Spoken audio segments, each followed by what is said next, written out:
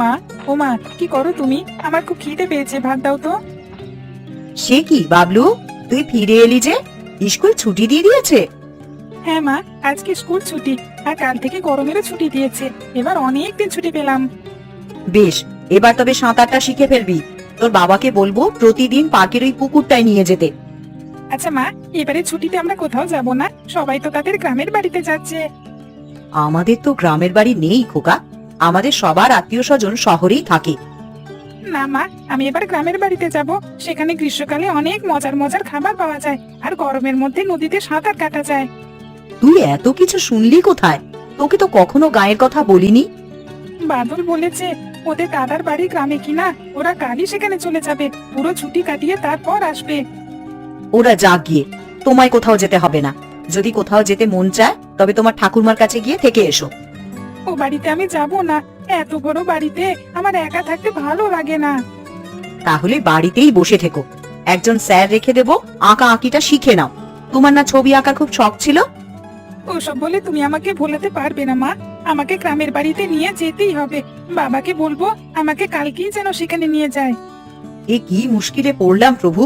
গ্রামের বাড়ি থাকলে তো সেখানে যাবে, তাছাড়া তোমার বাবার এত বড় ব্যবসা, একটু সময় পায় না কোথাও যাওয়ার জন্য। ম্যানেজারের কাছে সব দায়িত্ব বুঝিয়ে দিয়ে আমাদের সাথে যেতে বলো, এ কয়েকদিন তিনি না থাকলে কিচ্ছু যায় আসবে না। এত বেশি বুঝবে না বাবলু, বড়দের অনেক সমস্যা থাকতে পারে, তা তোমরা ছোটরা বুঝবে না। তোমরা কেবল থাকো আবদার নিয়ে। এত বড় ব্যবসা লোকটা একা হাতে আর সামলাতে পারছে না, আর তুমি বলছো তোমাকে নিয়ে গায়ে গায়ে ঘুরে বেড়াতে। আমার থেকে টাকা পয়সা তোমাদের কাছে বড় হয়ে গেল। বেশ, আমি আজ থেকে ভাত খাবো না, দেখি কি আমাকে জোর করে। বাবলু, ও বাবলু, আরে কথাটা শোন বাবা, এইভাবে রাগ করিস না। ছেলেটা শুনলই না, এখন যে কি করে ও রাগ ভাঙাবো।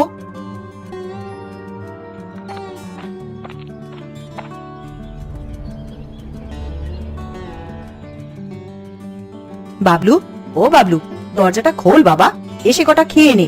সেই সকালে যে খেয়েছিলি তারপর থেকে পেটে তো আর কিছুই পড়েনি। খেয়ে না হয় আবার দরজা বন্ধ করে দিস। আমি কিচ্ছু খাবো না মা, যতক্ষণ না অব্দি আমাকে গ্রামে নিয়ে যাচ্ছ ততক্ষণ আমি অন্য জল স্পর্শ করব না। আমি কি করে তোকে এই কথা দিই বলতো? তোর বাবা না নিয়ে গেলে আমি কি করব? বাবাকে বাবাকে তুমি রাজি করাও মা, আমার বিশ্বাস তুমি তা ভালো করেই করাতে পারবে। ইস, তোর বাপ আমার কোন কথাটা শুনেছে বলতো? নতুন নতুন গহনা কেনার কথা বললে তো ঠিক শোনে। ও, এইবার তোর চোখ গেছে আমার গয়নার দিকে, তাই না? তা কটা গয়না গায়ে দিই আমি? সেটা তুমিই গুনে দেখো, আমি কি করে তা বলবো।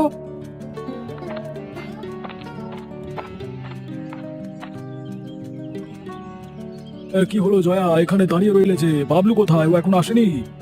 ওগো, তুমি এলে? আরে দেখো না ছেলেটা কি করছে, সেই তখন থেকে দরজা আটকে বন্দি হয়ে আছে, কিছুই খাবে না বলে। খাবে না কেন? কি হয়েছে ওর? ওর স্কুল কদিনের জন্য ছুটি দিয়েছে, এই সময়টা ও কোনো গ্রামে গিয়ে কাটাতে চায়, কিন্তু আমাদের তো কোনো গ্রামের বাড়িই নেই। এই কথাটাই ওকে বোঝাতে পারছি না। আরে গ্রামের বাড়ি নাই তো কি হয়েছে? এই দেশে হাজার হাজার গ্রাম আছে, আমরা সেখানকার কোনো একটিতে চলে যাব। তুমি যাবে? তোমার না ব্যবসা বাণিজ্য আছে? আরে আমার একমাত্র ছেলে একটা আবদার করেছে, তাকে আমি না রেখে পারি? আমরা কালকেই গ্রামের উদ্দেশ্যে রওনা দেব। সত্যি বাবা, সত্যি তুমি যাবে? হ্যাঁ রে, কালকে আমরা তিনজন গ্রামের উদ্দেশ্যে রওনা দেব। সারাদিন ঘুরে আবার রাতে ফিরে আসবো, কেমন? তা যাবে কোথায়? আমাদের তো কোনো আত্মীয় স্বজন গ্রামে থাকে বলে মনে হয় না। আমি অনেক আগে এক গ্রামে গিয়েছিলাম। আরে হাইওয়ের মাঝখানে সেই গ্রামটি ছিল, আহা, আর দেখতে একেবারে ছবির মতো সুন্দর, নামখানি অপূর্ব, নীলকণ্ঠপুর। তাহলে তো আমাদের সেখানে নৌকায় করে যেতে হবে বাবা, তাই না? হ্যাঁ রে, আরে এখান থেকে ট্রেনে করে হেমন্তপুর স্টেশনে নামবো, সেখান থেকে নৌকায় করে নীলকণ্ঠপুর যেতে হবে। বেশ, তা কাল গেলে তো আর সময় বেশি নেই, আমি গিয়ে বরং সব গোছগাছ করে নি। করে নাও গিন্নি, করে নাও, সাথে খাবার দাবারও নিও, পথে আমাদের খেতে হবে। সে আমায় আর বলতে হবে না, আমি সব ঝুড়িতে করে নিয়ে নেব। এখন তোমরা এসো, আমি খাবার দিচ্ছি, হাত মুখ ধুয়ে খেয়ে নাও। চলো বাবা, খেয়ে আসি, তারপর গোছগাছ করতে হবে যে।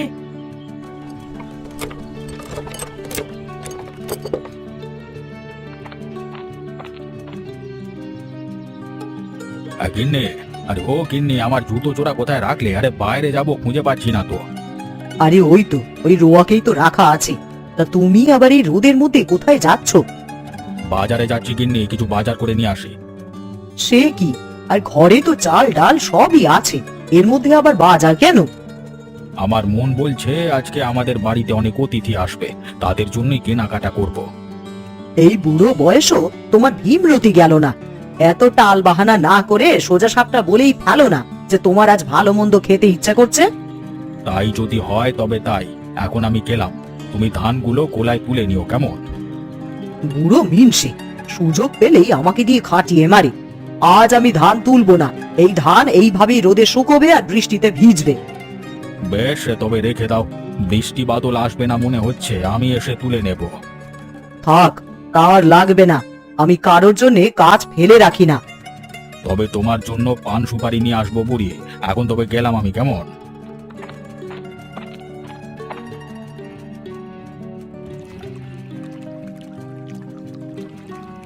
ট্রেন থেকে তো নামলাম, এখন যাব কোথায়?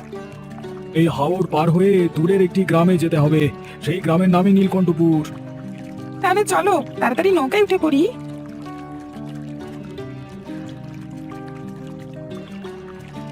আরে ও মশাই, নীলকণ্ঠপুর যাবেন নাকি? আমি এক্ষুনি যাচ্ছি ওইদিকে। ওই তো একটা নৌকা দেখা যাচ্ছে, ওটাতেই উঠে পড়ি বরং। আগে তারা ওকে জিজ্ঞেস করে নি ভালোভাবে। ওই মাঝি, নীলকণ্ঠপুর এখান থেকে কত দূর? এখান থেকে 3 ঘন্টার পথ। বাতাস থাকলে আরো আগে যাওয়া যাবে। পাল আছে নৌকায়? হ্যাঁ আছে তো, দরকার হলে তা খাটাবো। বৃষ্টি বাদল আসলে সমস্যা হবে না তো? আগে না না, ছাউনি আছি, ও কোনো সমস্যা নেই। এই ঝড় বৃষ্টি এলে সমস্যা হবে না। চলুন না, চলুন। বেশ, তবে ওঠা যাক। আরে এসো সবাই, নৌকায় উঠো, বসো।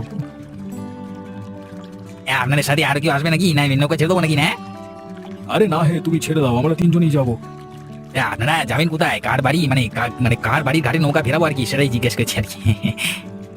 আমরা কারো বাড়িতে যাব না, এমনিতেই এখানে বেড়াতে এসেছি। ও এই কথা। তা আমাদের গাঁয়ে প্রতি বছরই নানান জায়গা থেকে মানুষ ঘুরতে আসে, তাই না? তো এই বৈশাখ মাসে তেমন কেউ আসে না, এই প্রচুর ঝড় বাদল হয়তো সেই জন্য আর কি। আমাদের এই সময় ছাড়া কোথাও যাবার সুযোগ নেই, ছেলের স্কুল ছুটি হয়েছে তাই এখন এসেছি। এসে ভালোই করেছে। এখানে বৈশাখ মাসে অনেক ফলমূল হয়, আম কাঁঠাল খেতে চাইলে আমাদের মানে আমাদের গ্রামটি উত্তম, তাই না? এই জানেন তো। বেশ বেশ, তাহলে যাওয়াই যাক না, গিয়ে না হয় জানা যাবে।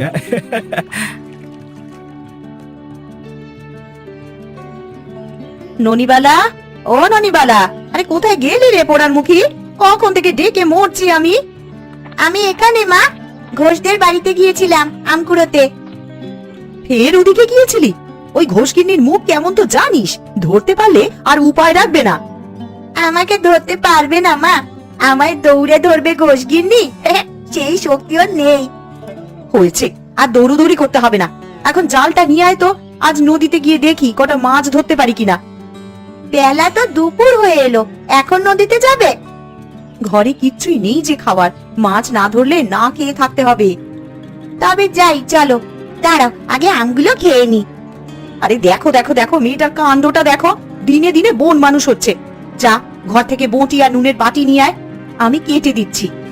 তাহলে ভর্তা বানিয়ে খাবো, তুমি দাঁড়াও, আমি এক্ষুনি সব নিয়ে আসছি।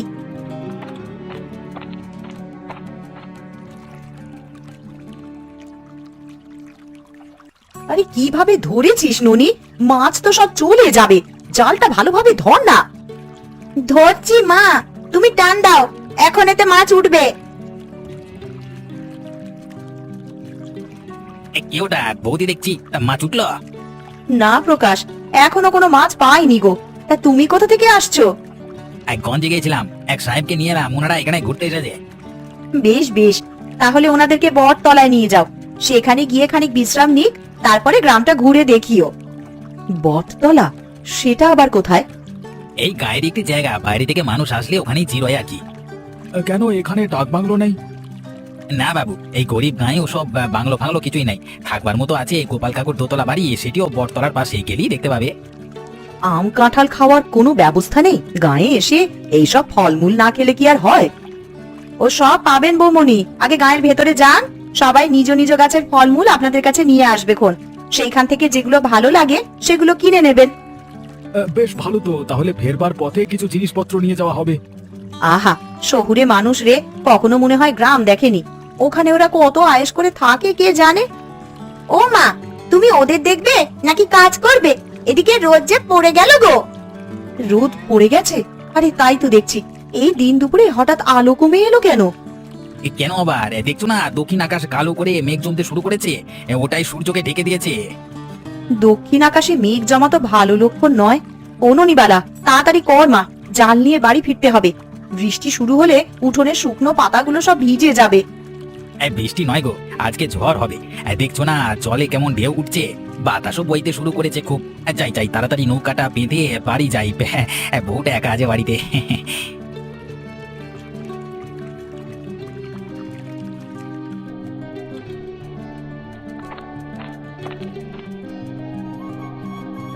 গিন্নি, আরে ও গিন্নি কোথায় গেলে? আর বাতাস বইতে শুরু করেছে, এখনো ধানগুলো তোলা হয়নি। গিন্নি গিন্নি বাড়ি নাই নাকি তুমি? আরে আছি গো আছি, গিয়েছিলাম ওই বটতলাতে। সেখানে আজ কয়েকজন মানুষ এসেছে, দূর থেকে দেখে এলুম ওদের। নিশ্চয়ই ঘুরতে এসেছে, কিন্তু এই ঝড় বাদলের দিনে হঠাৎ এখানে কেন? ওরা জানে না কালবৈশাখীর কবলে পড়লে প্রাণ খোয়াতে হবে? তা শহরের মানুষ এত কিছু জানে নাকি? ঘুরতে মন চেয়েছে তাই চলে এসেছে। তবে ওদের দেখে অনেক বড় লোক বলে মনে হচ্ছে। বউটা যা দামি দামি গয়না পড়েছে না। বিষয়টা তো সুবিধার মনে হচ্ছে না। তুমি ধানগুলো গোলায় তোলো, আমি দেখে আসি তো কোত্থেকে এসেছে। আর এই বাজারগুলো নিয়ে যাও কেমন?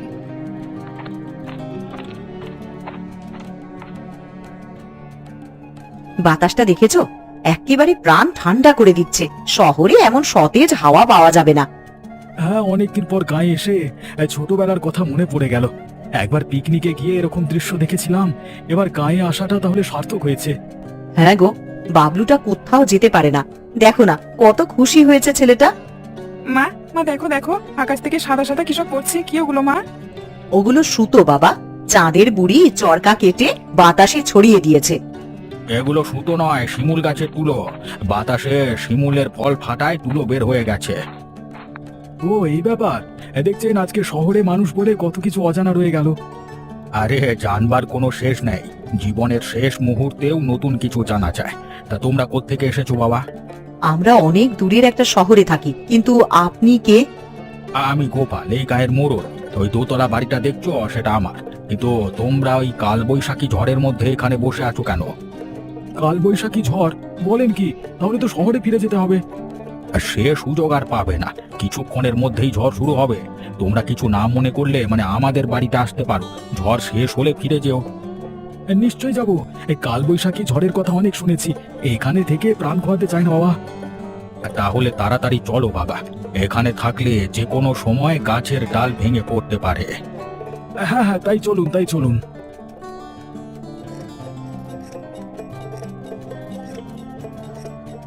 ঝড় তো ভালোই শুরু হয়েছে, কি জানি আজ কি সর্বনাশ হয়। কাছারি ঘরটার খুঁটিগুলো আবার নরম হয়ে আছে, কখন জানি উপড়ে যায়। এদিকে লোকটাও যে কোথায় গেল? এই ঝড়ের দিনে এইভাবে কেউ বাইরে থাকে? গিন্নি, ওদের ঘরের ভেতরে নিয়ে যাও তো, আর দরজা জানালা সব লাগিয়ে দাও। ওদের নিয়ে এসে ভালোই করেছো গো। এই কাল বৈশাখীতে বাইরে থাকা একেবারেই নিরাপদ নয়। আমাদের আশায় আপনাদের অসুবিধা হলো না তো? না না, অসুবিধা হবে কেন? বরং তোমরা আশায় আমরা খুশিই হয়েছি। হ্যাঁ, আমাদের ছেলে মেয়েরা তেমন আসে না, কেউ এলে খুব ভালো লাগে। যাও গিন্নি, ওদের এবার ভেতরে নিয়ে যাও, মনে হয় শিলাবৃষ্টি শুরু হবে। মা গো, এত জোরে কি শব্দ করলো ওটা? বাজ পড়েছে বৌমা, দেখলে না বাড়ির সামনের ওই মরা তাল গাছটা কেমন ঝলসে উঠলো। সামনাসামনি এমন দৃশ্য কখনো দেখিনি। প্রকৃতির আসল রূপ গ্রামে এলে দেখা যায়। এই কাল বৈশাখী ঝড়ে আরো দেখতে পাবে। এখন ঘরে যাও সবাই, বুঝলে? ওরে তাড়াতাড়ি আয় রে পোড়ার মুখী, না হলে আজ বাজ পড়ে মরবি। বিড়ালটা পড়ে গেছে মা, দাঁড়াও ওটাকে নিয়ে আসি। কতবার বললাম ওকে রেখে আয়, আমার কথা তো শুনলি না। তাড়াতাড়ি তোল ওকে।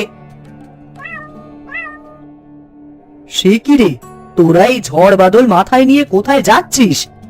তোমাদের বাড়িতে এসেছি গো, যে ঝড় শুরু হয়েছে ঘরের চালটা উড়িয়ে নিয়ে গেল গো। ভালো করেছিস মা, চলে এসেছিস। এই ভাঙা ঘরে থাকলে চাপা পড়ে মরতে হতো। ও কি রে প্রকাশ দেখছি, তা তোদেরও কি ঘর ভাঙলো নাকি রে? এই ঘর এখনো ভাঙেনি, তবে বেশিক্ষণ ঠিকবে না। তাছাড়া নদীর পানিও বাড়তে শুরু করেছে, এই উপায়ন্ত না দেখে চলে এসেছি। বেশ করেছিস, আমার বাড়িটা মজবুত, এখানে সবাই নিরাপদে থাকবি। আরে এখন সবাই ভেতরে আয়, ঝড় বাড়তে শুরু করেছে। হ্যাঁ তাই চলুন।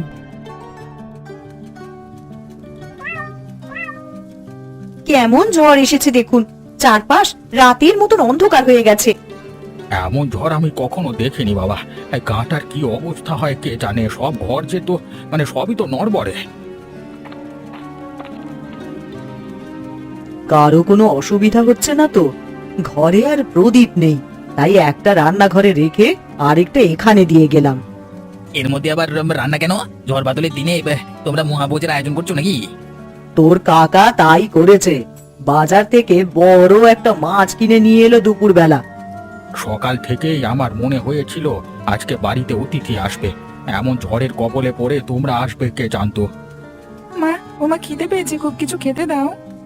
দাঁড়াও দাদু ভাই, আমি রান্না বসিয়েছি, শেষ হলেই তোমাদের খেতে দেব। তা তোমার ওই মাছ কুটি রান্না শেষ হতে হতে অনেকক্ষণ লাগবে গো খুড়ি, তার চেয়ে চলো কটা মুড়ি ভেজে সবাইকে খেতে দিই। না না, মুড়ি ভাজতে হবে না, আমাদের সাথে খাবার আছে, সবাইকে তা গরম করে দিচ্ছি। আপনারা তারপরে ধীরে সুস্থে রান্না শুরু করুন। তাহলে তোরা যা মা, আমি বরং একটু বসে আমার শহুরে এই নাতিটার সাথে একটু গল্প করি।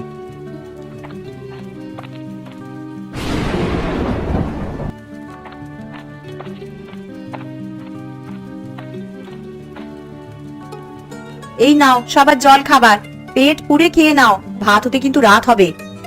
রাত হলে যাবো কি করে, আমাদের যাবার ট্রেন ধরতে হবে। ও আশা বাদ দিন মশাই, এই কাল বৈশাখীটা যেতে পারবেন না। হ্যাঁ তপন, আজকে তোমরা আমাদের সাথেই থাকো, এই ঝড় বাদলে ট্রেন পাবে না, তাছাড়া নদীর অবস্থাও ভালো নয়, নৌকা একটা আসতো আছে কিনা কে জানে বাবা। ও বাবা, আমি আজকে ওদের সাথে থাকবো, এখানে থাকতে আমার খুব ভালো লাগছে। বেশ বেশ, আমরা তবে থাকবো, আমারও সবাইকে দেখে খুব ভালো লাগছে। এখন নাও সবাই খেয়ে নাও, বাতির তেল শেষ হয়ে আসছে যে।